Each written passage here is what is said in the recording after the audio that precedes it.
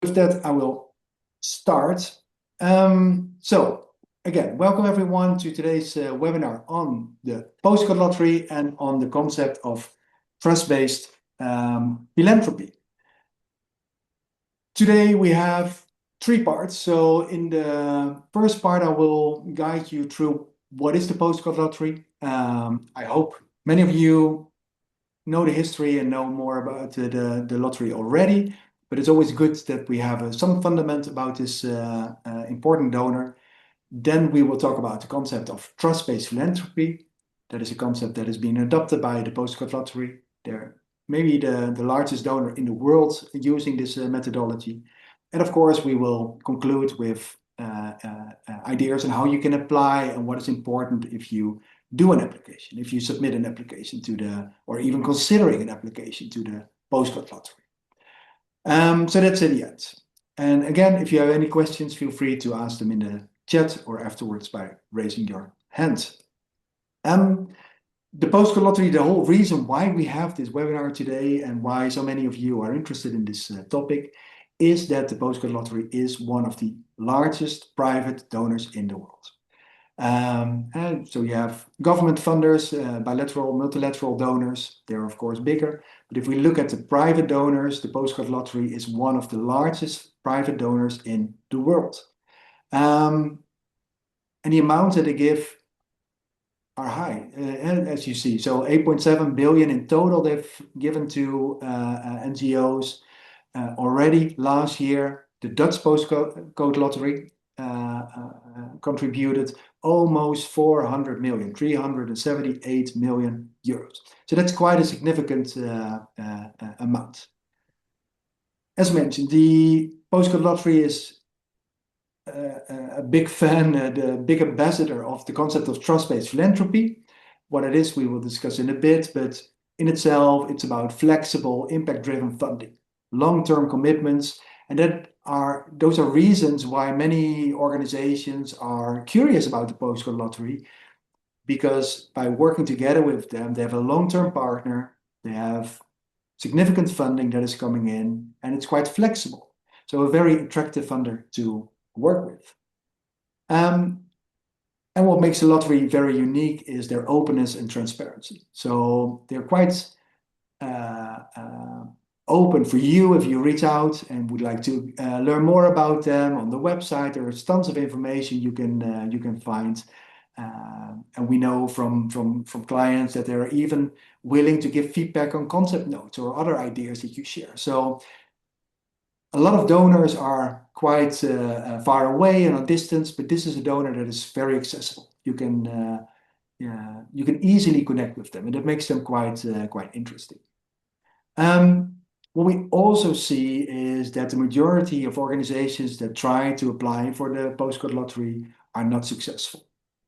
Each year there are like 150 organizations that give it a try, they apply for funding, and they are not successful.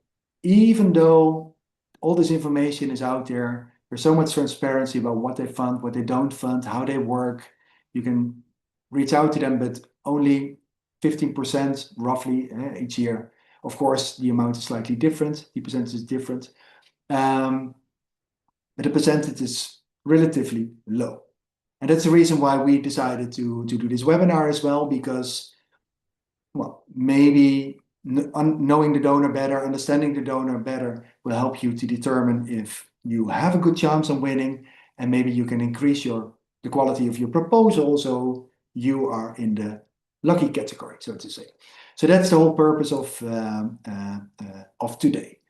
So today's a general introduction. If you want to go deeper into this, I invite you to this two-day in-depth proposal writing track focusing on the Postcode Lottery and also other donors you can, of course, play with.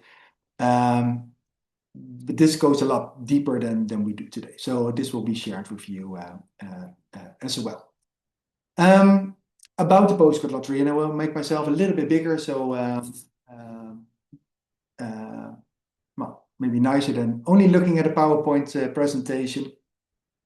But it's a donor that started in '89, so last century in '89, and has a very interesting background because it was founded by people from the NGO sector. Boudewijn Poelman, you might have heard about the name, and some other previous NoVIP, Oxfam NoVIP nowadays colleagues decided to set up the postcode lottery in '89. And from there onwards, this was an atypical donor and an atypical kind of lottery. The reason they were so interested in setting up this lottery was they understood that if you work for an NGO, you are looking for structural funding for your causes, you are looking for flexible funding, and well, unfortunately, it's still the case. There are not so many donors that offer this. So when they spotted an opportunity to create a lottery that had this as a business model, they decided to go for this. So in '89, they started with the postcode lottery, and although it's a major success today, we also see that in the number of people that are interested in this webinar. At the beginning, there was not so much excitement about the lottery.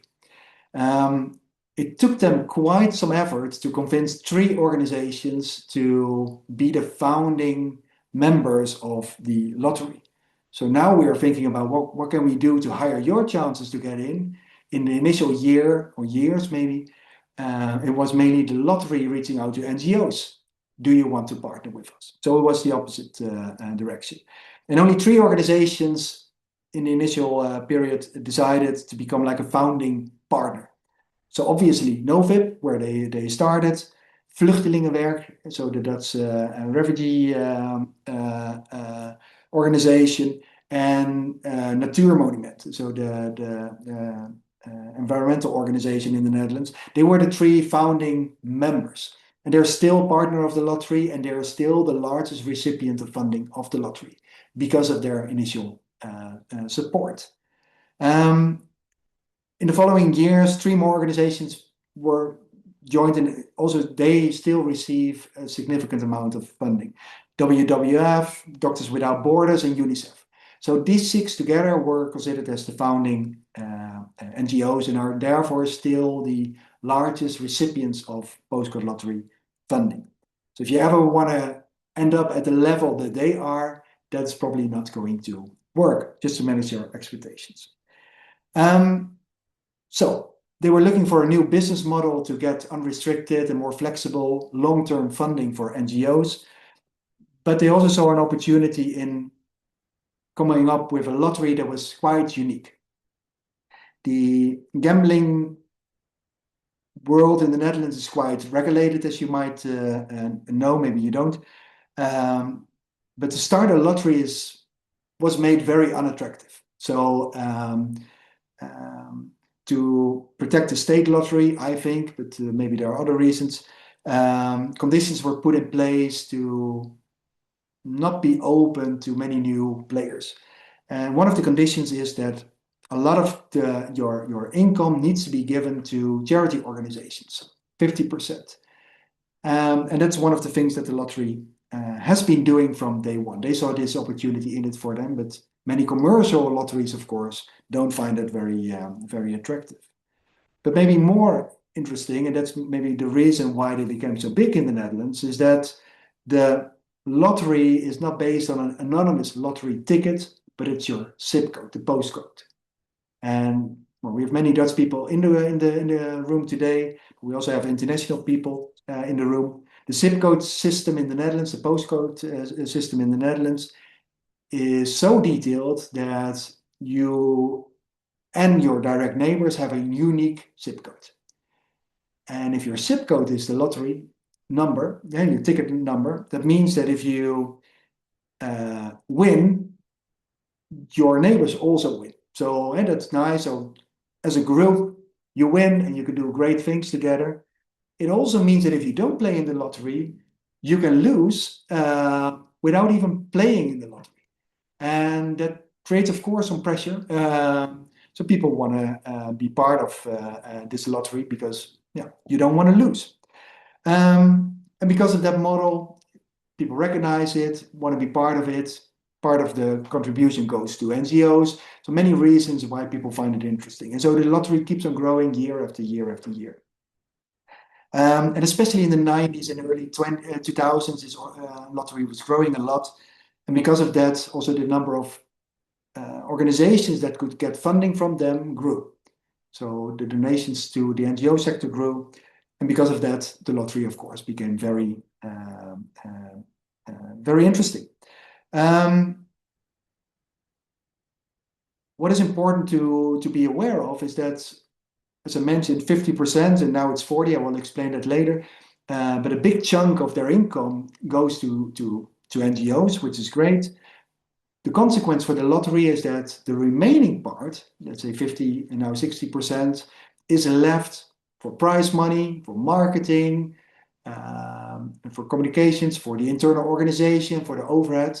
So that's not a lot, especially if you compare that with other commercial lotteries. It's not a lot. And that's important to know because that's one of the reasons why the lottery is also open to get a whole broad range of NGOs behind them. The broader the community base is, the more visibility they get. So the less they have to invest themselves in marketing. But they can also fund these huge amounts with a limited team. They have a relatively modest charity department. And they do so because they give big chunks of funding and in a very flexible way. And that's easier, of course. You need a whole lot less overhead for that than if you would give 50,000 here and 100,000 there for very earmarked funding, which other donors do. So, but we will get back to that. What has changed is that the lottery became an international lottery. So it started in the Netherlands, but it's now active in more countries. You might have seen it in Germany, in the UK, in Sweden. So in different countries, the lottery exists. And also different lotteries were added to the family of the postcode lottery. So in the Netherlands, we also have the Vriendenloterij, for example. Also quite a significant donor in the cultural and health sector. But all of these other donors, they work in a slightly different way. So I won't address them today. So I only focus on the Dutch Postcode Lottery. And before I continue, important to explain the 40% now that they give to NGOs and no longer the 50. That has to do with the opening of the gambling market. Online gambling is now allowed in the Netherlands. And that created a whole lot of new competition for the lottery. And also a lot more gambling addicts in the Netherlands. And that's a sad side consequence of this, but to make life a little bit better for the postcode lottery, they were allowed to use 10% more of their income on marketing and prize money. So only 40% now goes to NGOs. So it's still a significant amount, as you already saw. That's a bit of background, and I think it's important to know, because if you're going to apply to the donor to this donor, the history and how they work are relevant to determine, is this am I a good fit for them, and are they a good fit for me? As mentioned, they are very keen on the concept of trust-based philanthropy. And as promised, I will share with all of you that are present here today a handbook that we've written together with Pamela Wiepkin of the Vrije Universiteit, in the Free University in Amsterdam, and the Lilly University in the US, on this topic. And her research is funded by the Postcode Lottery, on the concept of trust-based philanthropy and why that is better, or maybe not, for recipients. So can you have more impact as an organization if you get unrestricted, flexible funding based on the concept of trust, compared to restricted funding? And that's pretty much the question. And the lottery, and I personally as well, believe that, of course, you can have more impact if you give trust to the NGOs, because they know best probably on what is needed. But yeah, the scientific backing of that is now being being done. I go a little bit too quick, but if we talk about trust-based philanthropy and we ask around in our network amongst our clients, what do you believe that means? These are pretty much the three things we get back. So less reporting, a lot of flexibility in the funding. It's easy money, it's easy to get. And maybe all of these things are true, but there is a bit more to it. The concept goes deeper than just this from the perspective of the postcode lottery. But all of these things are true. If you are working together with the postcode lottery compared to other donors, there's very little reporting involved.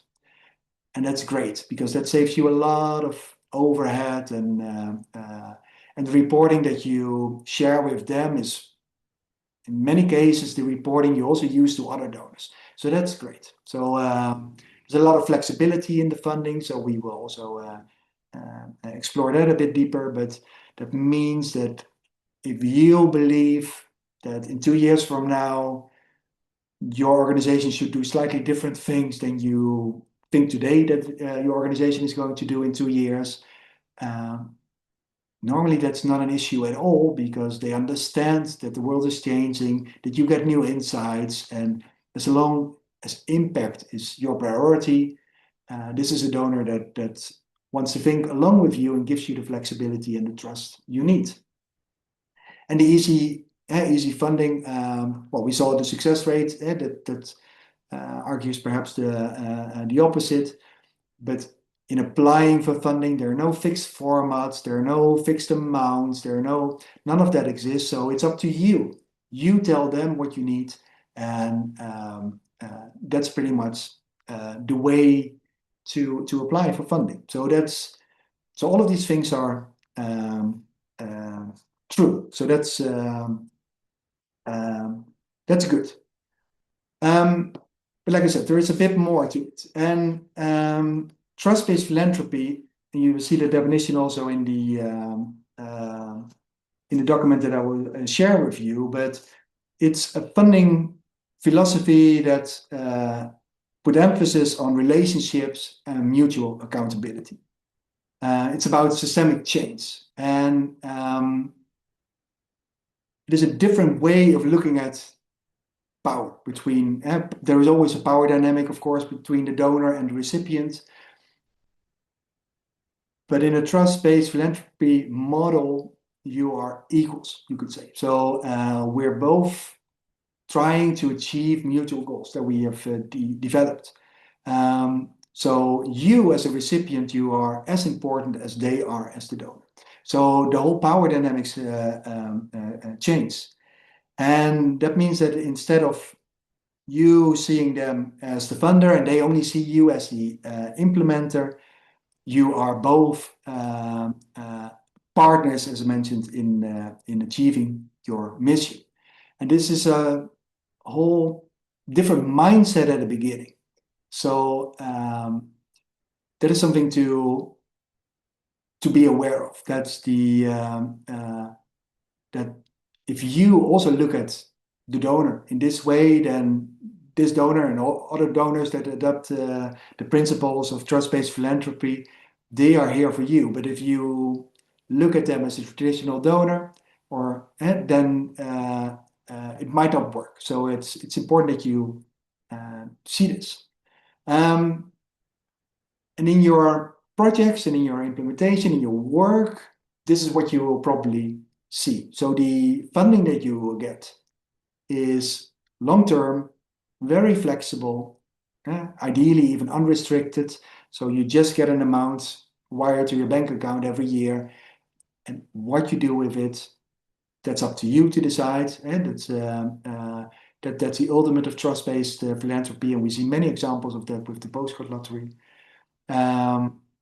You don't have complex application forms to fill in, but it's more due diligence, like are you a trustworthy party? Do you have your systems in place, etc.? Do you have professional staff? If so, then we can work together perhaps. Reporting, very easy. There are no fixed formats. You just keep each other updated about what is happening. And that's the bridge to the next point, of course, the open communication. So you talk about what is going well, you talk about what went wrong, you talk about concerns that you have, you talk about what you need, what you didn't think of earlier. So, and with other donors, sometimes what we see is that if you tell them something went different than expected, in the ultimate case, they say, we want our money back. That's not what you would expect in this case with this donor. So together, there's a learning environment. You could say an impact is the main driver of all of this. What you then can expect is that the relationship goes beyond just the funding relationship. And it means that if you believe other support is needed, or together you come to the conclusion maybe other support is needed, that's what you work out together. And that can be by connecting with network, can be by connecting you with data, with insights, with all kind of other support that is non-financial. So in a trust-based philanthropy setting, we are partners, and it's not a donor-recipient kind of relationship. And in a model, this is what you can expect. So, because if we talk about trust-based philanthropy, there are all kinds of stages in it. There are all kinds of elements in it, and everything that is not completely unearmarked project funding is already helpful, of course, and it's part of this making your relationship with the donor more based on trust, more trust-based, because there's unrestricted funding in it. There are not so many donors that give you just a blank check for your work. There are a few. Individual donors often work like this. But if we look at the more institutionalized donors, apart from the postcode lottery, there are not so many. So normally what happens is you start a little bit earlier in the chain. So often with project funding, and then if you like each other, if communication goes well, if you keep each other updated in a next proposal, next project, the conditions will be less tight, right? So you get some flexibility in what you do. And maybe after that, the duration of the project can increase. So no longer, for example, a 1-year project, but maybe a 3-year project. And only the conditions for the first year are set in stone, but for later, it's more flexible. So normally you grow into this together. Where the postcode lottery is quite unique is that you start further on in the process, and all of their funding is at least in these categories. So they also have project funding. We will zoom into that in a bit, but that's quite relaxed compared to what other donors do.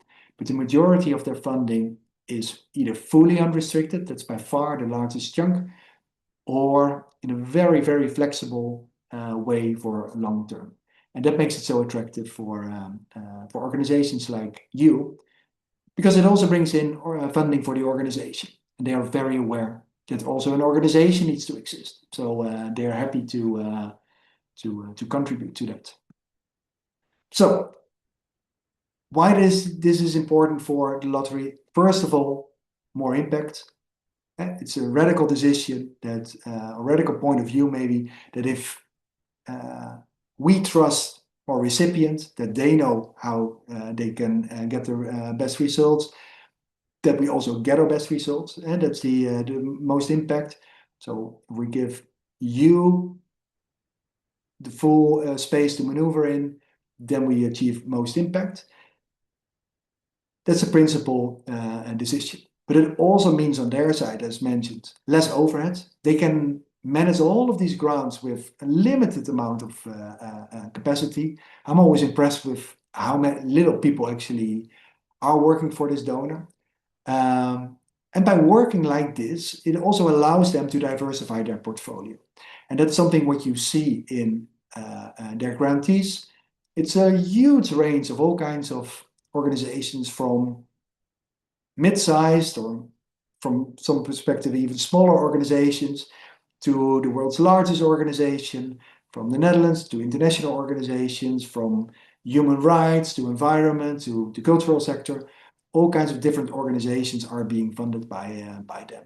And that helps them, of course, to get access to a broad range of supporters. So that's what is in it for them. So this is to explain why the lottery works the way they do. You are, of course, also interested in how to apply and what can we expect. So that's the final part of this webinar. We will zoom in on that. So applying to the lottery, there are pretty much 4 types of grants you could get from the lottery.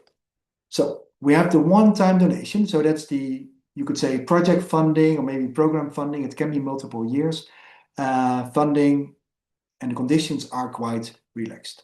So that is that's option 1. There is the option for the multi-year partners.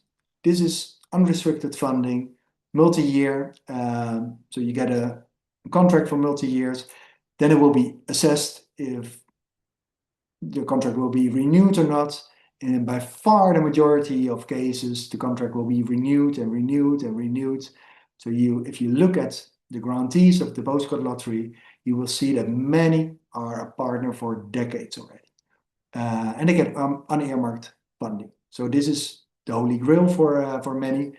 And these 2 platforms are accessible to new beneficiaries. There are 2 more types of grants possible. So we have, and this is only for the current beneficiaries. Current beneficiaries can also apply for an extra contribution or an extra project, as some call it. So it's similar to the one-time donation, but it's a top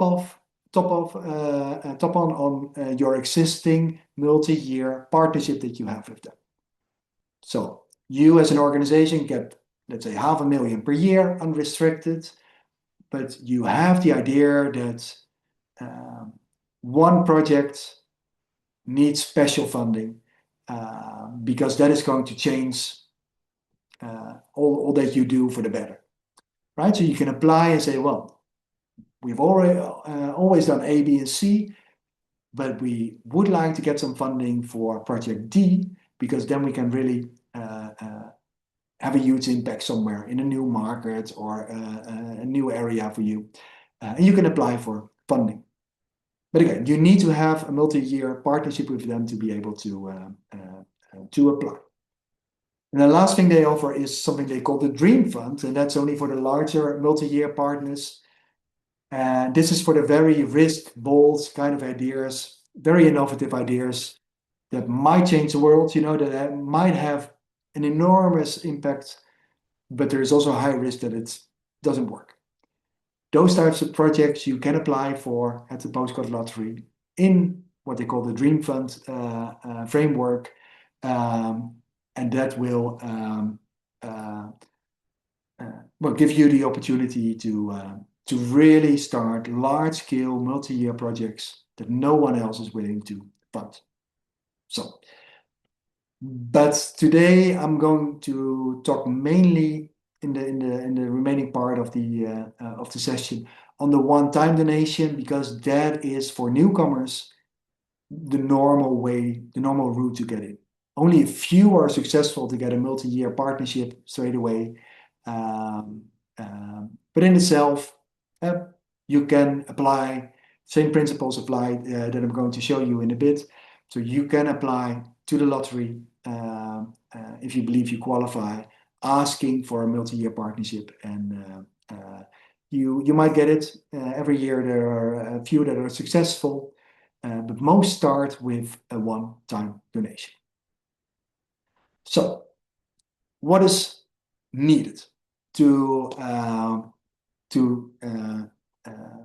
become part of this one-time donation framework?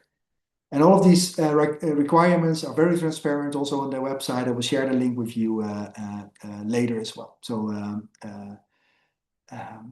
it all starts with you being a non-profit. And you need to have an origin in civil society. And well, I think for most people present today or that are listening to this webinar at the later stage, this probably applies. But this is, of course, very important. The projects that they fund in this one-time donation, or the Postcode Lottery in general, fits in one or both categories. So you either focus on people, so that's human rights, humanitarian support, development assistance, social welfare projects. These types of activities are part of the people category, or planet, taking care of the oceans or the rivers or animal protection, or these types of projects are part of the planet, part of the work. So you apply for one of these two categories. So if your organization or your project is outside of these two scopes, then probably it's not going to work with this lottery, but maybe you can go to, for example, the Vriendenloterij in the Netherlands, or, well, and otherwise another donor. Your projects need to be implemented either in the Netherlands. So the Dutch Postcode Lottery is, of course, very active in the Netherlands, because that's also where the players of the lottery are living. But your projects can as well be abroad.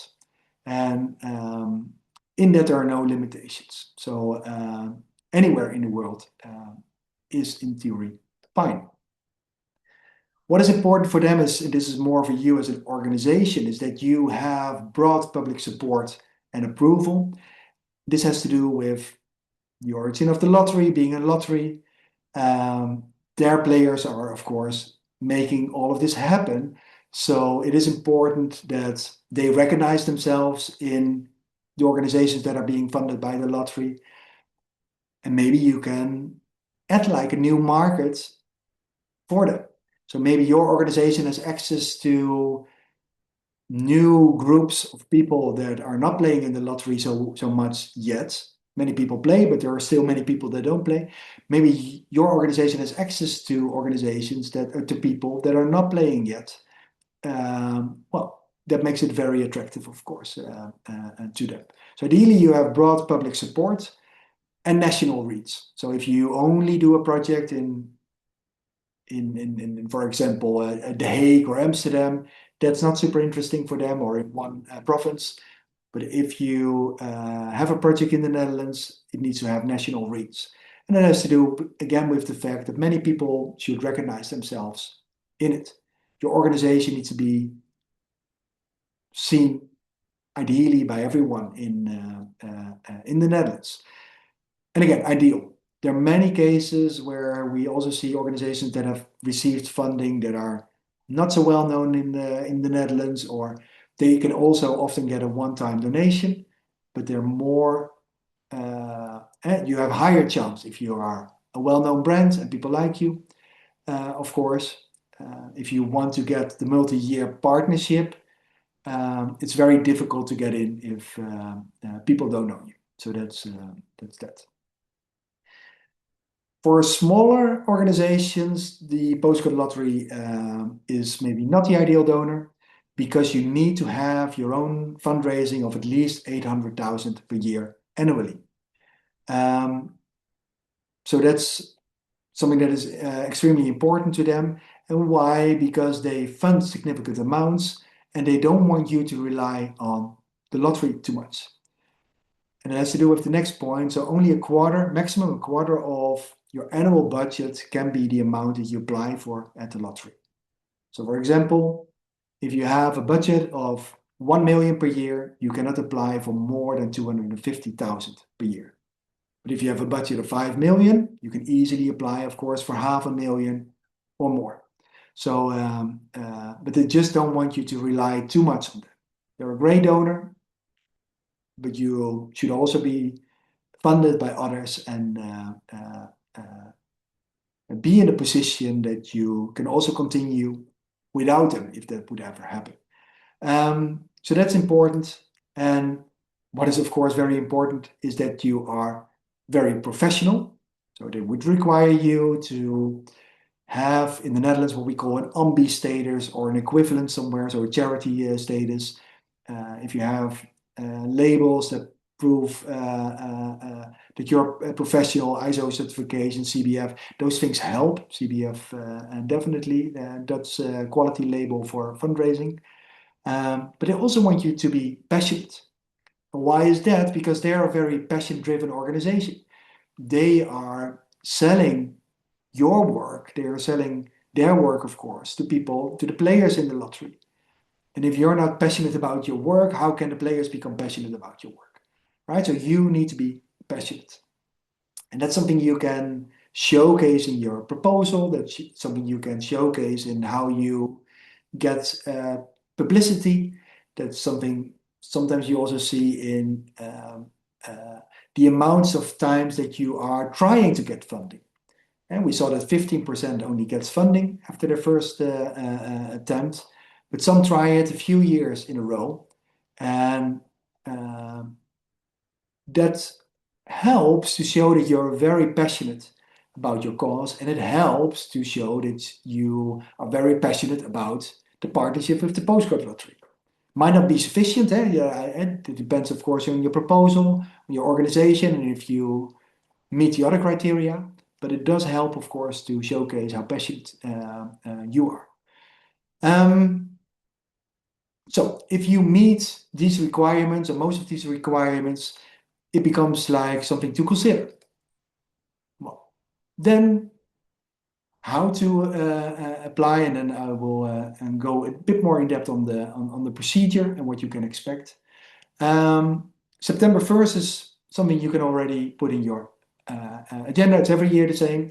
September 1st is submission day. You can also apply earlier, not later. If you apply later, you only get funded, of course, in the following year. So don't apply later. September 1st is most important. You can apply by using their online portal. They now have an online portal since a few years.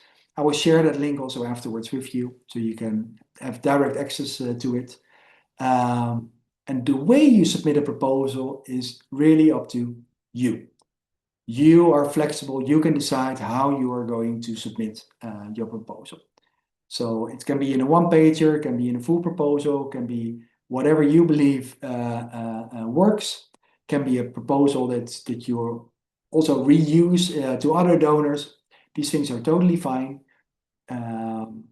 That's up to you to decide. We see with organizations that are successful that some ingredients are, of course, part of that application, that you showcase, that you have visibility, that you have maybe people behind your organization that support you, maybe some partner organizations that support you. These things help, of course, to highlight if it looks nice, the proposal. All of these things, of course, help. But in itself, it's up to you to decide how you're going to submit your proposal.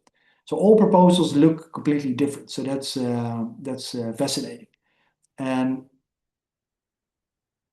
that means that for you, what is then important to do between now and September, that's also the reason we have this webinar today, and not much later, because most organizations start in April, May with the preparations for this application procedure. So in this month, many organizations are thinking, and you probably as well, do I have something, an idea, a project idea that could potentially be interesting to this donor, and do we actually meet the requirements? Because if not, it's going to be very difficult, of course, to get in. So the brainstorming happens now with most organizations. And what I suggest is to look at previously funded projects. All of them, and there's a lot of transparency on it. So all that have been funded last year, for example, or last years, are still on their website. So you can just go through these projects and be critical, but ask yourself the question: do I fit in this on this page or not? Just be critical, but if you believe that your project should be there, then it might be that you have something very interesting in mind. Well, that idea that needs to be worked out. So that's normally what happens In May, June, the organizations are writing a concept note, a one-pager, two-pager, just for them to sketch the idea. What would it look like if we implement this project? How much budget do we actually need? What kind of results can we expect? Um, why is this relevant for the postcode lottery? And why do we need a donor like the postcode lottery to fund this and not any other donor? Those kinds of ideas are normally being worked out in May, June, in that period. What you could do is you can reach out to the postcode lottery and ask if you can get some feedback on your ideas. And normally they're very welcome to and open to have a conversation with you. So in many cases, if the agenda allows, of course, they're very willing to give you some feedback or some ideas or meet with you and explain how they look at these things. And so that's very, very helpful. You can, of course, also get someone external. It could be an external consultant like us, but it can also be someone that is not in your proposal team. So within your organization or someone that already got funding from the postcode lottery to just reflect on your ideas. And that helps you to define your idea better. Maybe you come to the conclusion, maybe it's not going to work, but maybe you are still excited and you know how to improve it. That's when you go into the next stage. And well, if you go for this, this is what your summer would look like, because you're going to prepare your proposal and find some additional documents, like annual reports and bylaws and those types of things you can already collect, because that's something you can share. And you're going to work on your concept. And again, the format is free, but we see that many organizations, of course, they want to leave a very good impression. So proposals often look a lot nicer than proposals submitted to the European Commission. They look almost like a glossy in many cases. Not per se needed, it's not a requirement. But of course, you can leave a good impression, like this is how we work, and this is how we communicate, and this is what you can expect also in the coming years. So all these things do help, of course. And then again, mark it in your agenda, September 1st, deadline day. So not before September, but on September 1st, that's the deadline. So you can still submit your proposal, and I will share the portal with you in a bit.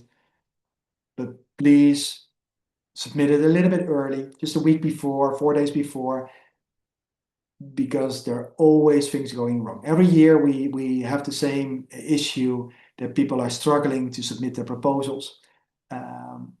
Attachments are too large, computer doesn't work as expected. All these things do happen. You don't want to have that on deadline day. So please submit a few days early, because deadline day is deadline day. I will continue in a bit with what happens after September 1st on the side of the lottery. But before, I just want to show a few things that you can do if you are going to look at the projects of the lottery. Because all of the projects of the recent years are on the project page, so definitely something to look into. There's also for brainstorming and to see if your project aligns with some of the projects that they have funded before. It helps. But what is also important to be aware that ideally, of course, the postcode lottery would like to have a lot of proposals, projects in all 4 categories. And so there are 2 dimensions. So we have the environment, the nature element, and we have the people one. So those are the 2 extremes, of people or planet, and we have Netherlands or abroad. So we have pretty much 4 categories. Environment in the Netherlands, environment abroad, people Netherlands, people abroad. So ideally, they want to see a mix of that in their portfolio of what they fund. But if you dive into the data, you might see that some topics are more relevant or are being funded more than others. So, for example, just a few things that you might see if you see. So this is from our own database. We collect that information since we started 11 years. So we have a bit more information that is still on the website, but you see that a few categories of are more funded than others. So in this case, if you have a project that is on the welfare of people, and you're considering we can do the project in the Netherlands or we can do it abroad, we see that abroad is being funded more than the Netherlands. So probably you have a higher chance, not per se, it's still the quality of your proposal, the quality of your organization that makes a difference. But we see that international development, human rights, the people side internationally is a lot more funded than similar kind of projects in the Netherlands. This is a combination of all kinds of funding. But if we only look at the one-time donations, this is what it looks like. This is just looking at the last 10 years or so. So you see that some categories have more preference than others. And so you can look at the projects and maybe look at it in a more research way to see what is it that they fund, what is it they don't fund, to get a bit more insight on your gut feeling, perhaps, that what you have in mind is interesting to them or not. So you can do a bit of analysis on this. I don't want to go too deep on this, but for the people that are joining in the in-depth track, we will share the database also with them so they can also play with it themselves. But all of this information is coming from the public domain, so you can also create your own if you want to. So September 1st, you submit your proposal. Then you are done with the work, and then it starts with the lottery. So what happens then? So as said, September 1st, they get all the proposals. In September and in October, they are going to read all of these proposals. And so this is a charity department that is doing this. The Goede Doelen department, they are going to read all of the proposals. And they're quite a lot. So normally they get 500, 600 proposals per year. So it's a lot of work for them. And why do they get so much? Because they're not restricted so much in what anyone can submit a proposal. And it's free format. So they get a whole lot of proposals. They go through it and they do a threshold criteria check. And you will see that, and every year the amount is slightly different, but about 70% doesn't make the threshold. So the success rate is low. I think it's relatively low, maybe a bit lower than you expected, but that's because the majority doesn't meet the threshold criteria. If you are quite strict on that, and on day one, you will come to the conclusion that you might meet all the threshold criteria, so you're on the safe side. Then in November, December, what happens is the remaining proposals are ranked. So they make a short list. The Goede Doelen department makes a short list of these proposals, saying this proposal we put 1, this proposal we put 2, this proposal we rank 3, etc., etc. And that's being discussed with the directors. And of course, in that discussion, it's a bit of a black box. No one normally is there, but there might be some changes. So maybe something they put at 7, maybe the directors put it at 3. You know, that could happen. But they don't know who will get funding yet, and that has to do with the fact that they don't know how much they can spend. So 40% of their income they spend on non-profits, but they only know on January 1st how much income they had in the previous year. And December is always a very heavy, an important month for the lottery. Most tickets are being sold in December, so they can only know in January what their total income was for the previous year. So when they know the income was an X amount, they take 40% of that, and they start with number 1, 2, 3, until they've reached the ceiling, and then they stop funding. That's pretty much how it is made, and the directors make that decision. Normally that happens in January. in February, March, well, it's mainly February, March, you will see that they are going to surprise many organizations with these amazing checks. You've seen it probably if you follow them on the socials. Tens, probably hundreds of posts coming from NGOs, coming from them, saying, oh, they got $1 million, they got $500,000, they got 2 million. All of these checks and happy staff members that accept they are being posted normally in February, March.